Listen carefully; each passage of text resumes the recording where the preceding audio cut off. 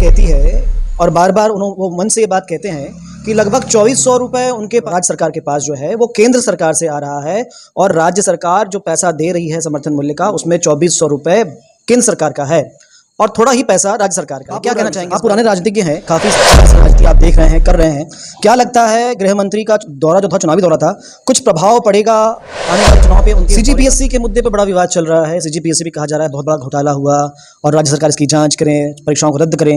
अभी तक राज्य सरकार से कुछ एक संतोषजनक जवाब नहीं आया। इस समय कम बचा है और कितना काम बचा है और कैसा प्रतिसाद अभी लोगों से दिख रहा है, मिल रहा है?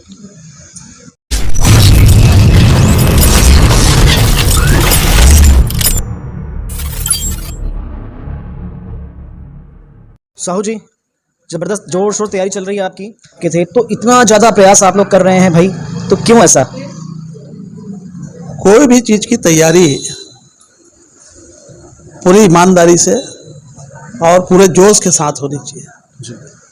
चाहे स्कूल का विद्यार्थी हो, चाहे खेती करने वाला किसान हो, चाहे राजनीति करने वाला कोई पदाधिकारी हो, प्रत्याशी हो, इसको प्रयास भरपूर करना चाहिए, जोश के साथ, पूरी ईमानदारी के साथ। समय कम बचा है और कितना काम बचा है और कैसा प्रतिसाद अभी लोगों से दिख रहा है, मिल रहा है? हम लोग के पास समय भरपूर था और है।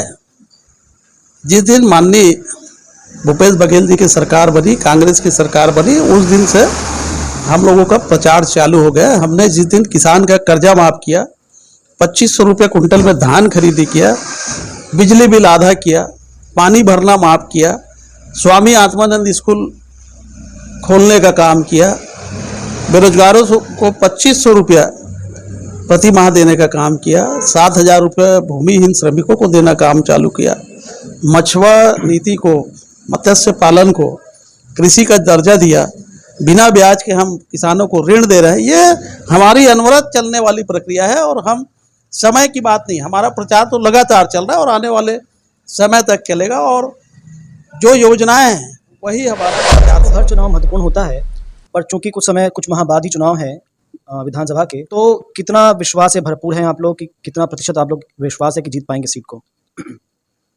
अच्छे वोटों से जीतेंगे और यहाँ के कार्यकर्ता, यहाँ के मतदाता कांग्रेस को जिताने के लिए तैयार हैं। इसमें किसी प्रकार के संशय की स्थिति नहीं है। हम लोग भरपूर वोट से जीतेंगे। केंद्रीय गृह मंत्री आए हुए, क्या कहना चाहेंगे उनके प्रवास के बारे में? वो खाली ईडी और सीबीआई का डर बताने आए थे। ये हमारे पास ईडी है, हमारे पास सीबीआई है, हमारे पास अन्य सार्वजनिक तंत्र है जिसका हम दुरुपयोग कर रहे हैं, तुम लोग देख के रहो, ये बताने आए थे। सहकारिता मंत्री है, गृह मंत्री हैं, तो गृह मंत्री हैं तो मणिपुर जल रहा है, लगभग 50 दिन से ज़्यादा हो गए, कई घर जल रहे हैं, कई लोगों को मारा जा रहा है और बहुत से लोगों की हमारी मृत्यु हो गई भारत के रहने वाले।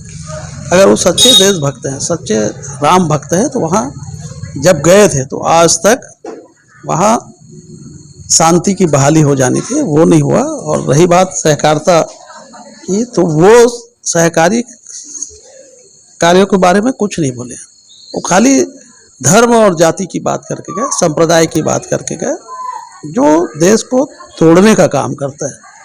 यहाँ सहकारिता का मतलब होता है समाज को जोड़ना, लोगों को जोड़ना, सहकार का मतलब ये होता है। लेकिन गृह मंत्री के भाषण से कहीं नहीं कहा कि वो सहकारिता चाहते हैं, देश में को जोड़ना चाहते हैं। रही बात सहकारिता की, तो वो एक भी योजना नहीं बता पाए सहकारिता से संबंधित जिससे गांव में रहने वाले या शहर में रहने वाले हमारे जो आम जन हैं उनको लाभ मिले। सहकारिता के क्षेत्र में जैसे हम लोग काम कर रहे हैं, धान खरीदी की बात है, किसानों को सबसे ज़्यादा मूल्य अगर कहीं मिल रहा है तो छत्तीसगढ़ में धान का मूल्य मिल रहा है। कर्जा माफ़ी हुआ है सहकारिता के माध्यम से, वो देश में एक मिसाल है। अन्य देश के किसी भी प्रदेश में 10,000 करोड़ का ऋण एक साथ कभी माफ नहीं हुआ है, लेकिन सहकारिता मंत्री इस पर कुछ नहीं बोले। सहकारिता की बात है तो हम मत्स्य पालन को बिना ब्याज के ऋण दे रहे हैं, कुक्कुट पालन, गौ पालन और आपके बकरी पालन, इसमें सब हम कम दरों पे, ब्याज दरों पे 1% और 3% ब्याज पे हम लोगों को ऋण वितरण कर रहे हैं। सहकारिता का अर्थ यह है कि लोगों को सही समय में खाद मिले, सही समय में बीज मिले। लेकिन सहकारिता मंत्री, केंद्रीय सहकारिता मंत्री माननीय अमित शाह जी ने इस संबंध में कोई अपने बयान राजनीति के हैं, काफी समय से राजनीति आप देख रहे हैं, कर रहे हैं। क्या लगता है गृह मंत्री का दौरा जो था, चुनावी दौरा था, कुछ प्रभाव पड़ेगा आने वाले चुनाव पे उनके इस दौरे का? उनके आने से कांग्रेस को लाभ हुआ है, क्योंकि वो झूठ बोले कि किसी भी किसान का कर्जा माफ नहीं हुआ। तो 19.5 लाख किसानों का कर्जा माफ हुआ, वो तो जान गए ना कि कितना झूठ बोलने वाला व्यक्ति है।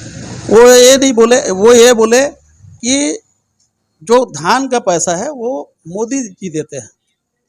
अगर मोदी जी दे रहे हैं तो महाराष्ट्र में, असम में, महाराष्ट्र में, मध्य प्रदेश में, हरियाणा में, जहां उनकी सरकार है, वहाँ वो धान का 2640 रुपया क्यों नहीं दे रहे हैं? वहाँ लोग, किसान 1300 रुपया और 1200 रुपया में धान बेचने मजबूर हैं। वहाँ क्यों नहीं देते मोदी जी? वहाँ क्यों नहीं देते अमित शाह जी? वहाँ भी इनको देना चाहिए। लोगों को झूठ से, उनके जो झूठ बोलने का है, वो बोले कि हम देश में सौहार्द चाहते हैं।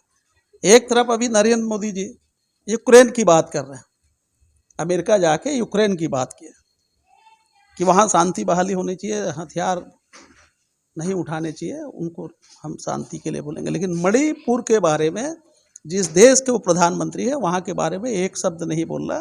किस ओर इंगित करता है?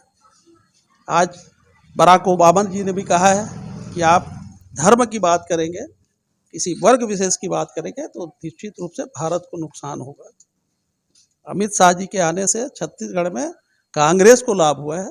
भारतीय जनता पार्टी कहती है और बार बार वो मन से ये बात कहते हैं कि लगभग 2400 रुपए उनके पास, जो राज्य सरकार के पास जो है, वो केंद्र सरकार से आ रहा है, और राज्य सरकार जो पैसा दे रही है समर्थन मूल्य का, उसमें 2400 रुपए केंद्र सरकार का है और थोड़ा ही पैसा राज्य सरकार का है। क्या कहना चाहेंगे इस बारे में? मैं बार बार वही चीज बोल रहा हूँ कि देश में अनेक राज्य हैं जहाँ धान का उत्पादन होता है। आंध्र प्रदेश, कर्नाटक, हरियाणा, उत्तर प्रदेश में भी धान होता है। आपका मध्य प्रदेश, महाराष्ट्र, मध्य प्रदेश और आपके असम सहित अनेक राज्य हैं जहां भारतीय जनता पार्टी की सरकार है। उन किसानों को ये 2400 रुपये क्यों नहीं दे रहे हैं? जो आप 2600 रुपये क्यों नहीं दे रहे हैं?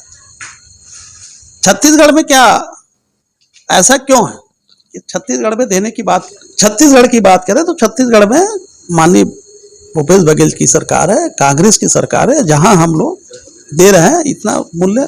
अगर भारतीय जनता पार्टी दावा करती है तो मैं उसको चैलेंज करता हूं कि अगर भारतीय जनता पार्टी, जहां उनकी सरकार है, असम में, मध्य प्रदेश में, महाराष्ट्र में, उत्तर प्रदेश में, हरियाणा में, गुजरात में, यहाँ के भी किसानों को क्यों नहीं दे रहे हैं? सीजीपीएससी के मुद्दे पर बड़ा विवाद चल रहा है। सीजीपीएससी भी कहा जा रहा है बहुत बड़ा घोटाला हुआ और राज्य सरकार इसकी जांच करें, परीक्षाओं को रद्द करें। अभी तक राज्य सरकार से कुछ एक संतोषजनक जवाब नहीं आया। इस बारे में क्या कहना चाहेंगे?